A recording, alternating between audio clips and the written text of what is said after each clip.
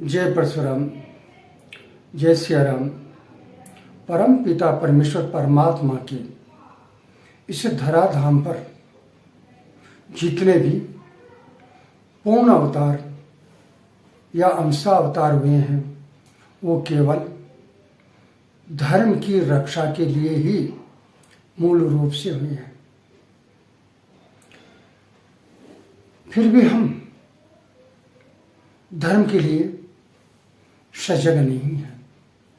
बार बार हमारे सनातन धर्म पर, इस आदि अनादि शाश्वत धर्म पर कुठाराघात हो रहा है।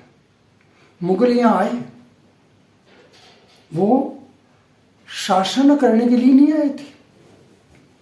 उनका उद्देश्य था हमारे देश को, राष्ट्र को, भारत को लूटने का,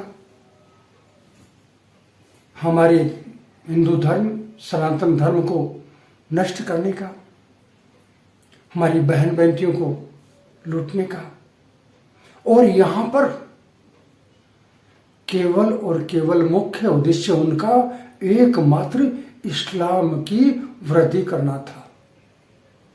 इसीलिए उन्होंने भाव से अत्याचार किए जिनका वर्णन शब्दों में करना असंभव है।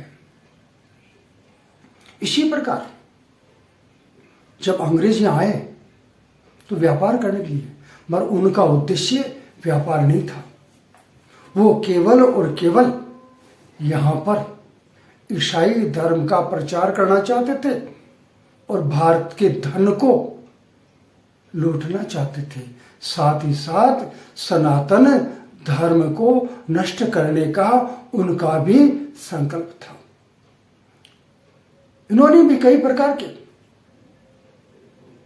हमारे यहां पर अत्याचार, कुठाराघात किए।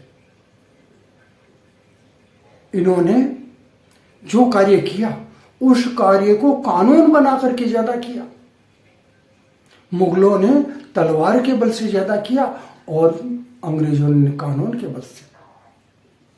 और आज उसके पश्चात ये कांग्रेस, इन्होंने भी उन दोनों के बनाए हुए कानूनों को समर्थन देते हुए और उसमें इस कानून की शाखाएं प्रशाखाएं जोड़ दी जो हमें हमारे सनातन धर्म के लिए स्वतंत्रता छीनती है। आज सनातन धर्म सुरक्षित नहीं है, आज राष्ट्र सुरक्षित नहीं है, आज कोई भी सनातनी सुरक्षित नहीं है, कोई भी नारी सुरक्षित नहीं है। हमारे देश में अनेक प्रकार की जो आतंकवादी घटनाएं होती है, उन घटनाएं करने के पश्चात भी वो सुरक्षित बच के निकल जाते हैं। कारण क्या? उसमें उनको दंड देने के लिए हमारे पास में कानून में प्रावधान भी नहीं है, या अपराध करने पर भी वो सुरक्षित बच जाते हैं। इसीलिए हे विद्वानों, हे कानूनविदों, हे मनीषियों, आप विचार करके देखो। जब तक ये पुराना अंग्रेजों का मुगलों के द्वारा संपुटित किया हुआ और कांग्रेस के द्वारा विस्तारित किया हुआ ये कानून में सुधार नहीं होगा, तब तक सनातन सुरक्षित नहीं होगा, राष्ट्र सुरक्षित नहीं होगा। जब राष्ट्र सुरक्षित नहीं होगा तो सनातन सुरक्षित नहीं होगा, मगर जब धर्म नहीं होगा तो राष्ट्र कहां होगा? धर्म के द्वारा ही राष्ट्र की रक्षा होती है। इसीलिए हमें इस कानून में परिवर्तन की आवाज उठाना अति आवश्यक है। इसके लिए हमारे विद्वानों को आगे आकर के इसके लिए पीटीआई दायर करनी चाहिए और समाज को इन कानून से अवगत कराना चाहिए। आज भी हम, विज्ञान कितने भी आगे बढ़ क्यों न गया हो, हम कानून के बारे में अनभिज्ञ हैं। जो भी कानून है वो कानून केवल और केवल सनातन पर ही लागू होता है। ऐसा क्यों? क्या उसमें परिवर्तन होने की जरूरत नहीं है? क्या उसमें परिवर्तन करवाने की जरूरत नहीं है?